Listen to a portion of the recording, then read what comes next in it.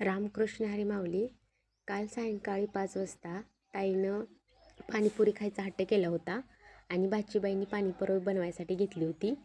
इकडं ताई चुलीवर या पुऱ्या तळत होत्या. हे पॉकेट पाणीपुरीचं इथे दारामध्ये एक माणूस विकायला आला होता, त्यांच्याकडून त्यांनी घेतलं होतं. त्याचा मसाला देखील घेतला होता आणि घरीच पाणीपुरी बनवायचं. आणि इकडं त्यांचं मिरची कोथिंबीर असं उकळीमध्ये कुटायला चालू होतं. होत्या इकडं कांदा चिरून घेतला होता बारीक असा आणि नंतर पाण्यामध्ये हिरवी मिरची कोथिंबीर असं मिक्स करून घेतलं त्यांनी आणि नंतर असं एक लिंबू कट करून घेतला आणि इकडे त्या पाणी बनवत होत्या. त्या पाण्यामध्ये असा लिंबू तो पिळून घेतला त्यांनी आणि हा पाणीपुरी मसाला देखील त्या माणसाकडून घेतलेला होता विकत दारावर आल्यावर. हा देखील मसाला त्यांनी 1 चमचा भरून त्याच्यामध्ये टाकला आणि पूर्णपणे असं त्या पाण्यामध्ये मिक्स करून घेतला. अशा पाणीपुरी पुरी भाजी इडली असं काही बनवायला त्यांना खूप आवडतं. नंतर त्यांनी त्याच्यामध्ये थोडीशी साखर टाकली, तिखट आणि मीठ थोडंसं, साखर अशी खूप छान त्याची चव लागत होती पाण्याची. नंतर अशा पूर्ण ताट भरून अशा पुऱ्या मी आणि ताईंनी अशा तळून घेतल्या होत्या आणि नंतर भाचीबाईंनी सगळ्यांसाठी असं पुरी असं कट करून त्याच्यामध्ये कांदा वगैरे टाकून सगळ्यांसाठी त्या पाणीपुरीचं प्लेट बनवत होत्या.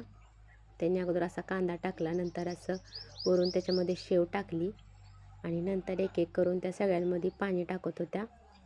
आणि इकडं ताईला आणि दादाला तर पाणीपुरी खाऊन असं तोंडाला पाणी सुटलं होतं. कधी एकदा खायची पाणीपुरी असं त्या दोघांना झालं होतं आणि भाचीबाईंनी खास करून त्या दोघांसाठी पाणीपुरीचा घाट घातला होता. मस्तपैकी भाचीबाईंनी आमच्या असं पाणीपुरीचं प्लेट तयार केलं होतं बघा.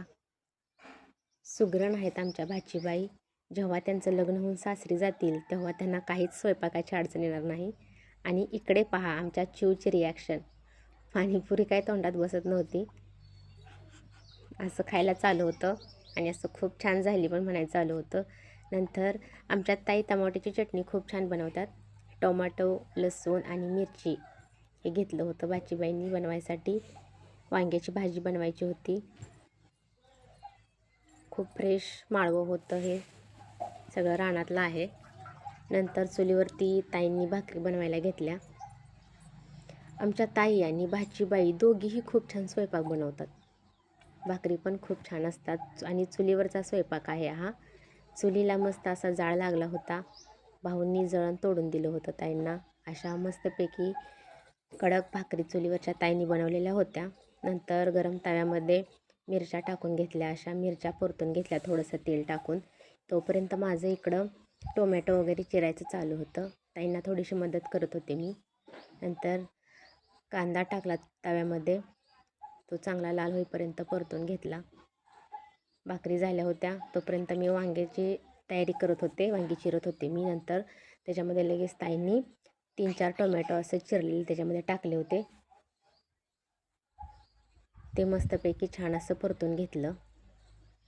खूपच छान टोमॅटो चटणी बनवतात ताई आणि आहोंला खूप आवडते म्हणून खास करून त्यांच्यासाठी बनवत होत्या. आणि नंतर त्याच्यामध्ये हे कुटलेलं हिरवी मिरची आणि लसूण त्याचं मिश्रण ह्याच्यामध्ये टाकलं आणि ते पूर्णपणे छान असं परतून घेतलं.